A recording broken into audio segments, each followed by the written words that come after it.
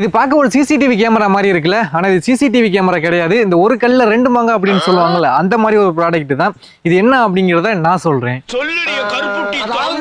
அதாவது இது ஒரு சோலார் மோஷன் சென்சார் எல்இடி. இந்த செட்ல நமக்கு அந்த எல்இடி லைட், அதை செட் பண்றதுக்கான ஒரு ஹோல்டர், அதை கண்ட்ரோல் பண்றதுக்கான ஒரு ரிமோட், அதை ஃபிக்ஸ் பண்றதுக்கான கொஞ்சம் ஸ்க்ரூ கொடுத்துருக்காங்க. அண்ட் ஹோல்டரை எல்இடி கூட செட் பண்றது ரொம்பவே சிம்பிள் தான்.